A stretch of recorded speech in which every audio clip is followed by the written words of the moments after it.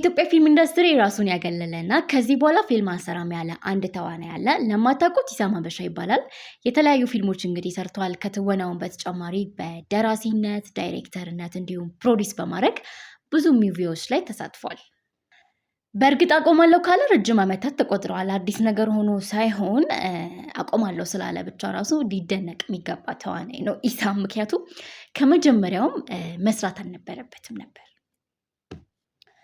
ከሰራቸው ፊልሞች መካከል ብዬ ባልጠቅሳቸው ይሻላል። ሆኖም ግን ኢሳም በድርሰት የተሳተፈባቸው አሪፍ ፊልሞች የሉም እያልኩኝ አይደለም። ያው አብዛኛውን የአማርኛ ፊልም መጨረሻው መገመት ከባድ ባይሆንም ግን ከቤተሰቦቻችን ጋር ፈን እያደረግን የምናያቸውን ፊልሞች ኢሳም ሰርቷል። በእውነቱ ሆሊውድ ላይ ምን አለ መሰላችሁ የዓመቱ ምርጥ ተዋናይ የዓመቱ ምርጥ ተዋናይት እያሉ እንደሚሸልሙ ወይንም ሽልማት እንደማይዘጋጁ ሁሉ የዓመቱ ዝቅተኛ ፐርፎርማንስ ያሳየ ወይንም ያሳየች ተዋናይ እያሉ ሽልማት ያዘጋጃሉ እና ይሸላለማሉ ይመስለኛል። ይሄ ነገር ኢትዮጵያም ውስጥ መጀመር አለበት። ምክንያቱም ያለሙያቸው ገብተው የሚበጠብጡ ሰዎችን ከፊልም ኢንዱስትሪ ነቅሎልን ያወጣልናል ብዬ ተስፋ አደርጋለሁ።